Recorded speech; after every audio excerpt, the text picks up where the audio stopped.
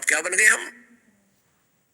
अब अभी 50 साल के इधर 50-60 साल के इधर कितनी गिरावट आ गई इंसानियत के अंदर, कितनी हवस बढ़ गई माया की, और इसको हम सुख मानते हैं। कोठी बंगले बना लिया, बड़ी प्रोग्रेस कर ली। नहीं, मनुष्य जीवन की प्रोग्रेस तो आपने स्टार्ट भी नहीं करी।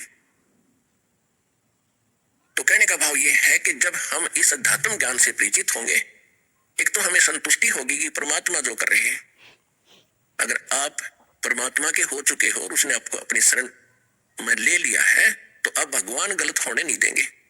ठीक है, हम जीव हैं और जीव संज्ञा में हमें चिंताएं भी बनती हैं, टेंशन भी बन जाती हैं, और मन में आए बिना रह नहीं सकता कि हे भगवान ये क्यों हो गया, ये कैसे हो गया। लेकिन फिर ये ज्ञान और परमात्मा की भक्ति आके आपको बहुत सपोर्ट देती है मन आत्मा को कि परमात्मा ही जब कर रहा है तो ये ठीक ही होगा। तो हम फिर तुरंत शांत हो जाते हैं। तो हमारी आधी से ज्यादा टेंशन तो इस ज्ञान से मिटेगी कि परमात्मा जो कर रहे हैं ये गलत कर ही नहीं सकते। फिर दूसरा कारण होगा कि हो सकता है हमसे कोई त्रुटि हुई हो, तो भक्त आत्मा फिर अपने अंदर कोशिश करते हैं, झांकना चाहते हैं कि हमसे कोई ऐसी गलती ना बन गई हो जिससे भगवान का पंजा उठ गया हो सिर से, तो वो भी हमने खोजना पड़ेगा। ये भी कारण हो सकता है किसी हानि का।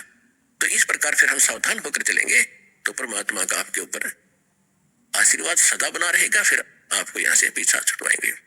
अब जैसे विद्यार्थी का जो काम होता है, शिक्षा ग्रहण करे, जो भी अपना सिलेबस होता है उसको पूरी तरह कवर करे और एग्जाम के अंदर फिर पास होगा ही होगा। तो इसी प्रकार मनुष्य जीवन आपको प्राप्त हुआ है, ये केवल भक्ति के लिए मिला था, तो संस्कार बनाने और संग्रह करने के लिए बना था। और हमने क्या शुरू कर दिया, कोठी बंगले, बैंक बैलेंस, एक प्लाट में सबर नहीं, 2 और ले लूं, 2 में भी सबर नहीं है, 20 और ले लूं, सस्ते मिल रहे हैं, पैसे बहुत है। उनको लेते लेते मृत्यु हो जाती है। अब क्या लेगा, अब हम बताएंगे। परमात्मा बता रहे हैं कि उसके बाद आपके साथ क्या बीतेगी और हमने क्या करना चाहिए था, ये ज्ञान भी भगवान बताते हैं।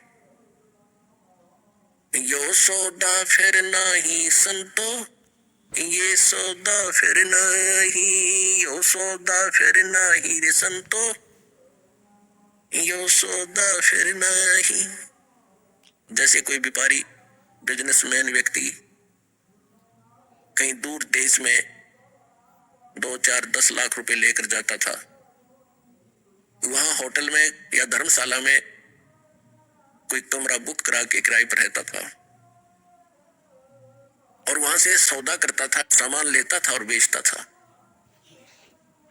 और उससे बेनिफिट खूब इकट्ठा करके वापस लौटता था। तो वो धनी हो जाता है जो सौदा ठीक करता है, जिस उद्देश्य को लेकर वहां गया था, जो उसको याद रखता है, तो वो सफल होता है। वो दुगने तिगने चौगने, यानी 1 लाख ले गया था तो 4-5 लाख उसने कमा लिए सौदा करके।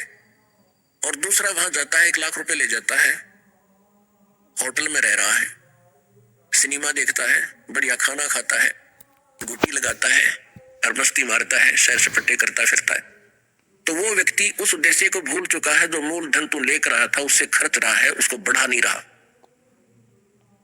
तो जब वो खर्च हो जाएगा फिर उसकी आंख खुलेगी, होटल वाला भी पकड़ के हाथ बाहर कर देगा, अब चल अब यहां से। तब उसकी अकल ठिकाना आएगी, वह शराब उतरेगी, उसकी नशा उतरेगा, फिर बहुत देर हो चुकी होगी। इसी प्रकार परमात्मा समझाते हैं कि आपको ये मनुष्य जीवन रूपी, ये श्वास रूपी पूंजी भगवान ने दे रखी है और आपको सौदा करने के लिए यहां भेज रखा है। और जो ये सौदा नहीं करते, यानी भक्ति नहीं करते, यहाँ इन बकवादों में लगे हुए हैं, डीजे बजा दूं, लड़के का ब्याह हो गया, दुनिया ने दिखा दूं, नाचे कूद बकवाद करे, ये महामूर्ख व्यक्ति की पहचान है जिसने ज्ञान नहीं भक्ति और भगवान का। और हम इसको भ्रम में तो दे रहे हैं। इन फिल्मों में भी देखो, टू करके कितनी लंबी बकवाद दिखाते हैं बारात की, तो हमारे अंदर ये गंद भर दिया, इस काल ने भरवा दिया, इस तरह की बकवाद करके जीवन नाश कर दिया, एक सही तरीका दे दिया हमारे। अब परमात्मा के मार्ग पर चलने के लिए इन सभी बुराइयों को कट ऑफ करना पड़ेगा, तब हम आगे हल्के होकर चल सकते हैं। इन बकवादों के साथ भक्ति हो ही नहीं सकती। बेसिक ड्रामा करो या ना करो, भक्ति उसकी बनेगी ही नहीं।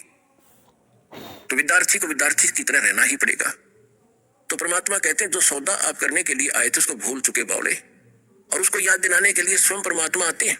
और परमात्मा के आने से पहले ये काल इतनी भांग पिला देता है बकवादों की कि ये होश में नहीं आता। कबीर ये माया अटपटी घट घट आन अड़ी, किस किस को समझाऊं या कुए भांग पड़ी। ओए होए।